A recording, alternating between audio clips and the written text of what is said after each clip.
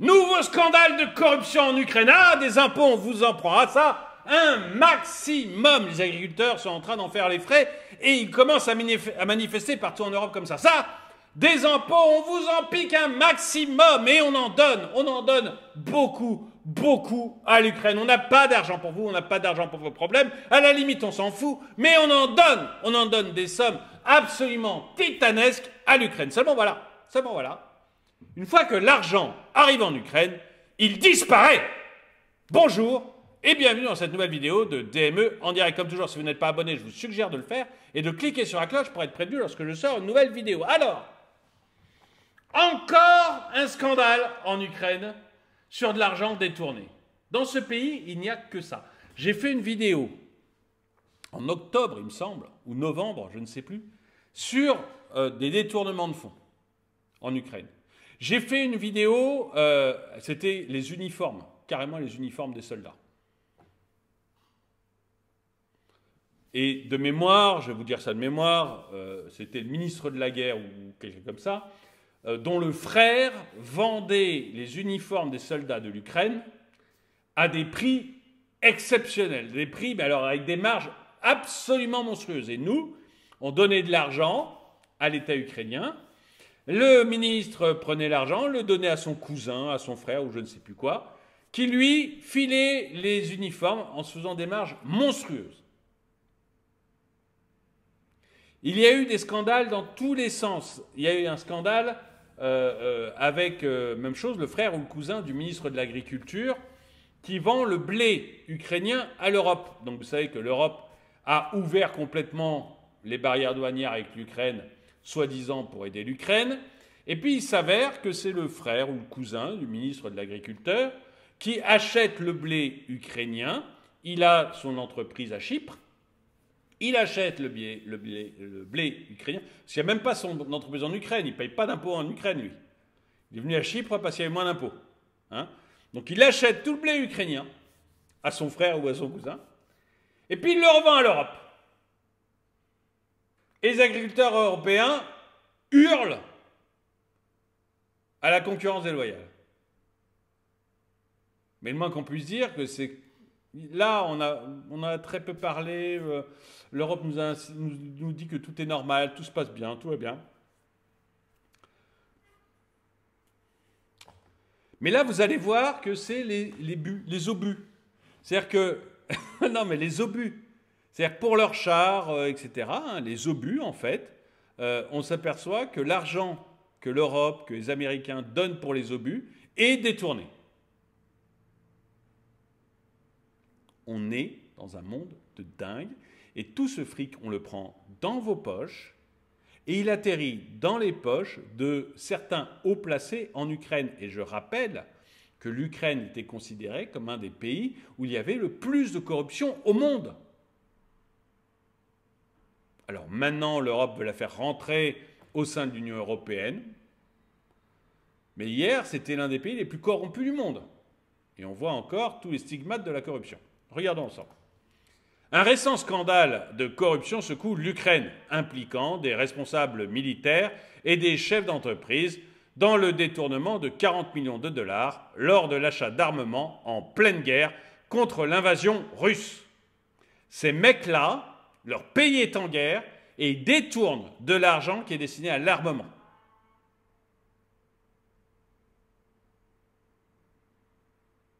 C'est pas le tribunal. C'est le peloton d'exécution, voyez. Vous imaginez en pleine guerre, et vous avez des gens qui détournent l'argent qui doit servir aux munitions dans votre pays. C'est pas le tribunal, c'est le peloton d'exécution. On ne peut pas faire plus traîtrise que ça. Impossible. Le service de sécurité ukrainien, le SBU, a révélé que cette malversation s'est produite en août 2022 lors de l'acquisition de 100 000 obus de mortier qui n'ont jamais été livrés. Les mecs sont en pleine contre-attaque, une contre-attaque dont on peut d'ailleurs totalement discuter. Vous voyez, ce qui m'intéresse, c'est que j'avais fait une interview de Jacques Beau sur ma chaîne principale de Roma Economy au début de la contre-attaque, juste avant la contre-attaque, et Jacques Beau avait dit « les militaires ne veulent pas la faire parce que C'est trop risqué, ils savent qu'ils n'ont aucune chance, la contre-attaque ne donnera rien. Mais Zelensky veut absolument une contre-attaque parce que l'Europe et les États-Unis commencent à lui mettre une grosse pression en disant mais où va notre fric? On a besoin quand même d'avoir quelques résultats.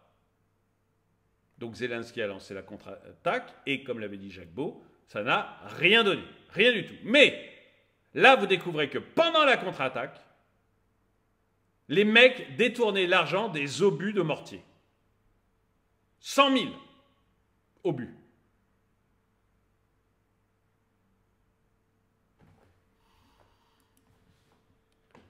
Les fonds initialement destinés à renforcer les capacités de défense du pays ont été détournés par des responsables du ministère de la Défense et de la société Liv Arsenal en collusion avec des entreprises étrangères. Ce scandale vient s'ajouter à une série d'affaires de corruption en Ukraine depuis le début du conflit en février 2022. J'en ai parlé déjà plusieurs fois, soulignant les défis persistants de lutte contre la corruption dans le pays. Le contexte de la corruption en Ukraine. Depuis le déclenchement de la guerre en 2022, l'Ukraine a été le théâtre de plusieurs scandales de corruption, notamment au sein du ministère de la Défense. En août 2023, le président Volodymyr Zelensky avait pris des mesures drastiques en limogeant tous les responsables régionaux en charge du recrutement militaire, suite à des allégations d'exemption accordées contre rémunération. Grosso modo, si tu étais riche, tu graissais la pague du fonctionnaire et tu n'allais pas faire la guerre.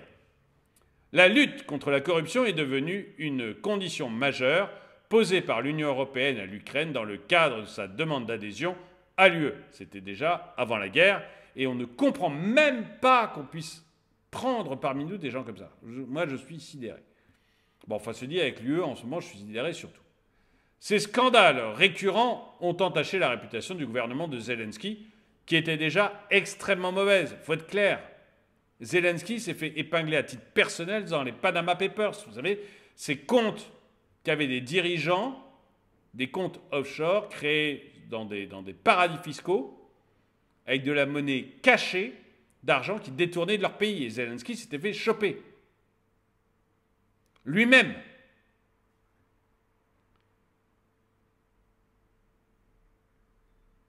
Donc il y a des scandales récurrents qui soulignent l'importance cruciale de résoudre les problèmes de corruption pour atteindre les objectifs d'intégration à l'Union européenne. Le dernier scandale de corruption. Les révélations du SBU concernant le détournement de 40 millions de dollars dans l'achat d'obus de mortier a été confirmée par le ministère ukrainien de la Défense. Cette fraude, impliquant des employés du ministère de la Défense et des responsables de Lviv Arsenal, a été mise en lumière après une enquête approfondie. Le SBU a déclaré que le montant total de la fraude s'élevait environ à 1,5 milliard de... Alors je pense que c'est leur monnaie, mais que je serais bien incapable de prononcer, et que d'anciens et actuels hauts responsables du ministère de la Défense, ainsi que des dirigeants d'entreprises affiliées, étaient impliqués dans ce détournement massif de fonds. Chronologie des événements. Selon les informations, le détournement de fonds a eu lieu en août 2022. 6 mois après... Ah oui, alors c'était pas pendant la contre-attaque, c'était 1 an avant la contre-attaque. 6 mois après le début de l'invasion russe, un contrat pour l'achat de 100 000 obus avait été conclu entre Lviv Arsenal et un paiement avait été effectué à l'avance. Cependant, aucune arme n'a jamais été fournie et certains fonds ont été transférés à l'étranger, alimentant ainsi le réseau de corruption. 5 personnes, dont un haut responsable du ministère de la Défense, son prédécesseur, le dirigeant et le responsable commercial de Lviv Arsenal, ainsi que le représentant d'une société étrangère ont été notifiés d'un avis de soupçon. Les autorités ont déjà arrêté l'un des suspects lorsqu'il tentait de franchir la frontière ukrainienne. Répercussions et enjeux. Ce nouveau scandale de corruption risque d'avoir un retentissement considérable en Ukraine et en pleine persistance du conflit avec la Russie. La crédibilité du gouvernement Zelensky est mise à l'épreuve et la population attend des mesures strictes pour lutter contre la corruption. La lutte anticorruption demeure un enjeu crucial, d'autant que l'Union européenne a réclamé des négociations officielles d'adhésion avec Kiev l'année dernière. Les 27 exigent des actions concrètes pour garantir la transparence et l'intégrité des institutions ukrainiennes, soulignant ainsi la nécessité de réformes approfondies. Eh bien, écoutez, je ne sais pas ce que vous en pensez. Moi, je me dis que cet argent, mais je le dis depuis longtemps, j'en ai un peu marre que l'on dépense notre argent n'importe comment, qu'on donne notre argent à coût de centaines de millions, à coût de milliards, à des pays étrangers. On a des problèmes XXL en France, dans tous les domaines. Dans tous les domaines. Il n'y en a pas un qui va. C'est le bazar partout. Vous regardez la police, vous regardez la justice, vous regardez l'hôpital, vous regardez l'éducation nationale, vous regardez forcément les agriculteurs maintenant, vous regardez vos fins de mois, vous regardez le prix de l'énergie, vous regardez le budget de l'État, vous regardez tout. C'est le bazar partout. Est-ce que, au lieu d'arroser des pays voisins, peut-être amis, peu importe, mais peu importe, est-ce que, au lieu d'arroser ces pays, surtout s'ils sont corrompus, on ne pourrait pas juste s'occuper de nos problèmes à nous? C'est moins sexy, ça donne moins des bons points de je pense bien, mais est-ce qu'on pourrait au moins utiliser nos impôts pour nous? Dites-moi ce que vous en pensez dans les commentaires. En tout cas, merci d'avoir regardé cette vidéo. Mettez-lui un pouce vers le haut, commentez-la, partagez-la. Merci à tous ceux qui soutiennent la chaîne. Et moi, je vous dis à très bientôt.